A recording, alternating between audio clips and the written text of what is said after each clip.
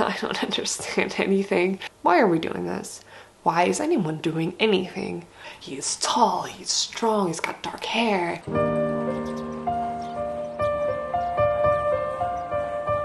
I just started reading Blood and Ash, and I'm like enjoying it, but I'm also like intensely frustrated. And I don't know if anyone else experiences this when they are reading this book. Concept sounds awesome, but it's so vague. I have so many questions and so few answers. I want to finish this book because a lot of people seem to love it. Like, here's the thing, I totally get it. Do not like tell your whole world building and reasons why in the first few pages. Like, you can immerse people into it without like telling every single aspect, but like why? Like, for example, what was the war about? Why were they fighting each other? Why? And why were there walls just against the mist? Why is there a mist? Also, like, why is there a maiden? What exactly does it do? And why is everyone so intensely dependent on her? Why hasn't there been one for hundreds of years? Why is Penelope so special? Because of what she went through. I'm gonna try not to spoil, but like what she went through and then didn't happen, what happens to most people. And I feel like, why is that reason enough? Like, why is that special?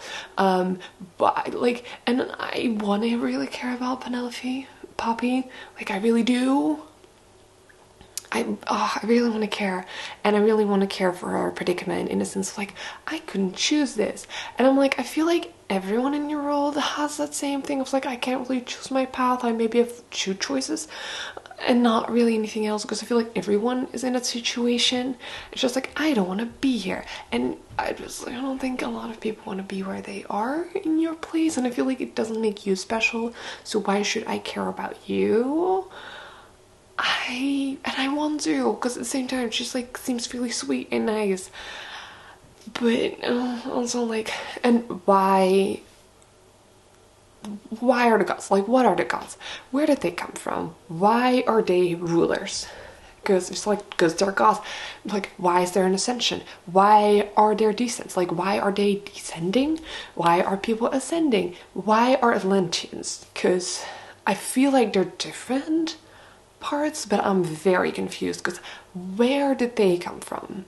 And I have so many more questions and no answers.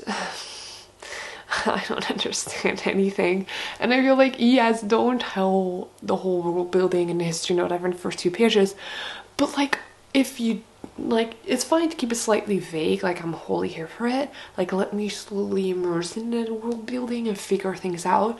But if you're gonna answer a question that readers might have, could you maybe not super vaguely answer it, and then, which therefore gives me 20 more questions?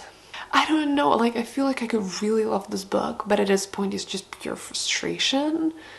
It's also vague, and I just don't know why I should care a lot, because I don't know why a lot of people are doing things. Like, why are some people motivated into certain actions? Why are we doing this? Why is anyone doing anything? Why should I care? And I want to care so bad.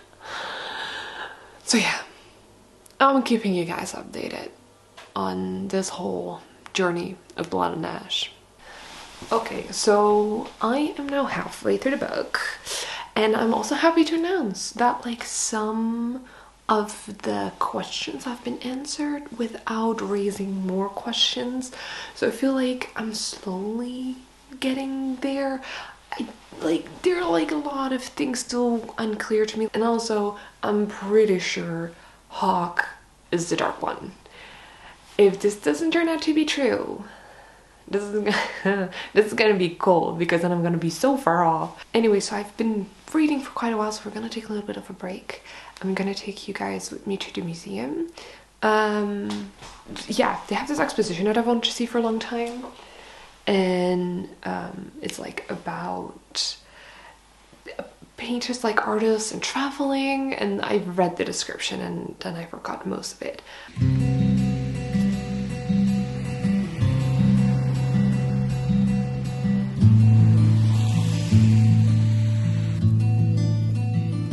You caught me with your eyes, I tried to hold on tight.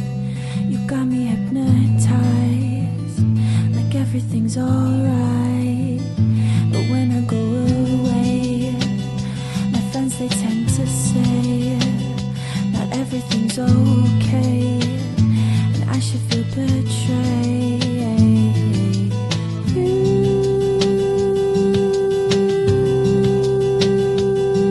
You got me,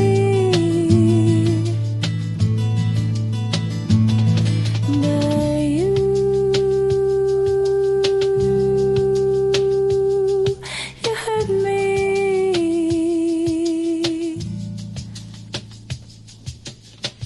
It was time for me to change, but with you I would always stay the same. You let me down, it left its mark, but now I'm finally crawling out of the dark. I'm crawling out of the dark.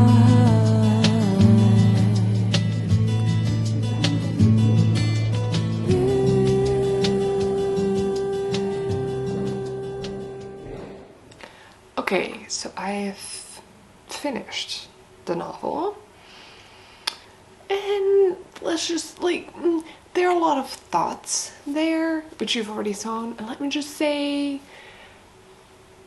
it's not the book for me. It's not my thing. It's not. And there are reasons for it, and I want to share those. You've heard a lot of them throughout. I think the main one is the world building part, because I've finished the first book in the series and there's still so many questions. Like, I still don't understand that much, and what this book was and what I felt a lot was like that she took certain advice for writing fantasy novels that you see very commonly and just ran with it. And world building is a very important part of it, because if you kind of get into writing, the first thing that they say is like, don't info dump on the first page, especially in fantasy and sci-fi, because you have to like build a world and people need to understand it. So like you have to like sprinkle it out throughout the book so that you slowly understand more and more of the world. Just, don't take half the book to start explaining things. And I think what the frustrating part for me specifically was is that you have the main character Poppy who also doesn't understand everything. And that's fine. Like, you read from her POV, and if you read from your main character's POV and they don't understand everything, and you as a consequence of that is that you as a reader also don't understand everything, I feel like that's okay. Like, that's fine. We're on the same level of knowledge. I just felt at this point like I was below the level of knowledge of every character involved in the story. They were there, I was here. Like, I felt at times that I was like, you're sitting at this table with all these people and they all have like these inside jokes and stories and whatever happened, and you're just gonna feel like, I have no idea what's going on, which kind of irks me, because especially because there are things that she figures out throughout the book, and I feel like it was a missed opportunity, because Poppy is described, and she also tells herself that she's a very curious person by nature. She wants to go out and experience and see what's out there, and then I feel like at times, because you come after some sort of world building and secrets and whatever, like at length of the last 2-3 chapters, and you're kind of like, okay, that like, why didn't you? And it's like she never questioned anything. I also feel like the other thing that like also really didn't really feel right with me was Hawke. He's like written as your cardboard cutout blueprint YA fantasy love interest, like he's tall, he's strong, he's got dark hair, he's mysterious, he's super charismatic and flirtatious, and he falls head over heels for the girl, and he knows what he's doing, and and I feel like that's okay, that's fine. Like, we all have so many variations of those, we all have them. I make myself guilty of that sometimes, but the thing is that if you have a blueprint, usually it's good to take things out here and there, and I felt like this was just like it made Hog feel very flat to me, and it does. That's the thing. Like, it takes you up until like the last 3 chapters of the book for you to finally get some depth to some characters, and even that is like minimal. And I just feel at times that either the writer has this whole world really well thought out in her brain and knows exactly how everything fits together, or everything is hanging together by loose threads and she's still like figuring out as she goes, and then it just got published. There were times, like, I love myself a charismatic character, but there were times where he became very flirtatious, and like, that's fine, like, I don't mind, but there were moments that Poppy very rightfully got very angry or was very upset, and all he did was like flirt and like only charm her. And I feel like I fully thought that like Poppy would get pissed off, because to me, when I read it, I felt like it was kind of infantilizing, and I felt like that's so rude. Like, it just feels like he's not taking her seriously at times, and like, it just irked me, and that's why I just couldn't get with him as a character. Where it's like, can you stop being this like consistently only charismatic? Like, that was his only, like, his most prominent and almost his only trait, personality trait, and it just, I really didn't like it.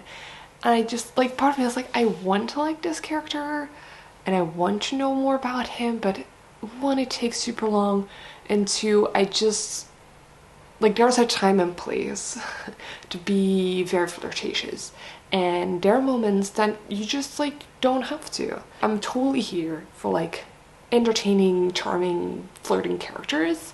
It's fun to read. Often a banter between those like the characters that he aims at is really fun, but there's a time and place for that, and I felt sometimes in books this was not the time and place for it at all. And then at the end, I don't know, because it took like the last 5 chapters, I was like, oh, we're getting some information, which I just didn't quite understand. And then there's this whole thing, which I don't want to spoil it, but they're running, like, she escapes, runs through the woods, and then they're having fun together, and that like part of having fun together, I was like, why? No, please stop. Don't do this. And the reason why they're doing that, and I kind of feel like how that came to be. I love how vague I am on this. No. It just made me kind of uncomfortable, and I think also specifically through that trope, where I felt like there are a lot of books that sometimes have sort of like fan fiction like tropes in there. It's just fine. I think that like I'm not like that doesn't worry me that much, but specifically that like whole trope thing just immediately was like, I just feel like I'm reading fan fiction, and and this trope isn't it for me. It didn't work then, and it didn't work now, and I no. So I just couldn't get with it. This novel, I just felt like everything that I really enjoy and really search for in a fantasy novel this book was lacking in, which is a world that is explained. I don't mind the multiple rebel groups or multiple political groups or whatever. I find that interesting. Like, that doesn't, yes, but like not like this. And I think maybe I like characters who have a little bit more of a slow build-up of liking each other, because these went from zero to everything with so fast, and I know that like, oh, it wasn't like immediately that like, but it was pretty obvious that like they both really fell for each other right from the get-go. They hardly said a word to each other, and I'm kind of here like, I'd like a little bit more substance to it, which also very personal. I feel like this book is for you if you say like, I don't mind world building that much. Like for me that isn't really significant, but I do love very morally correct characters.